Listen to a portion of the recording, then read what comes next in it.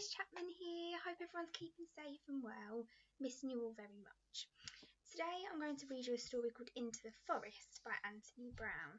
My story comes with a little bit of a competition.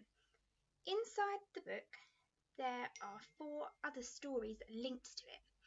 You can tell this through the pictures, so I will show you the pictures, and if you can guess any of the other stories, you can pop them in the comments below. Hope you enjoy it. One night, I was woken up by a terrible sound. The next morning, all was quiet. Dad wasn't there. I asked Mum when he was coming back, but she didn't seem to know. I missed Dad. The next day, Mum asked me to take a cake to Grandma, who was poorly. I love Grandma. She always tells me such fantastic stories. There are 2 ways to get to Grandma's house. The long way round, which takes ages, or the short way through the forest. Don't go into the forest, said Mum. Go the long way round. But that day, for the first time, I chose the quick way. I wanted to be home in case Dad came back. Oh, it's our first story.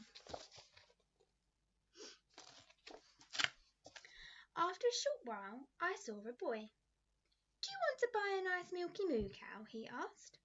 No, I said. Why would I want a cow? I'll swap it for that sweet fruity cake in your basket, he said. No, it's for my poorly Grandma, I said and walked on. I'm poorly, I heard him saying. I'm poorly. Wonder what story the cow and the boy are from. As I went further into the forest, I met a girl with golden hair. What a sweet little basket, she said. What's in it? A cake for my grandma. She's poorly. I'd like a lovely cake like that, she said. I walked on and could hear her saying, but it's a lovely little cake. I'd like one like that. So we've got a young girl, golden hair. Wonder what story she could be from. The forest was becoming darker and colder, and I saw 2 other children huddling by the fire.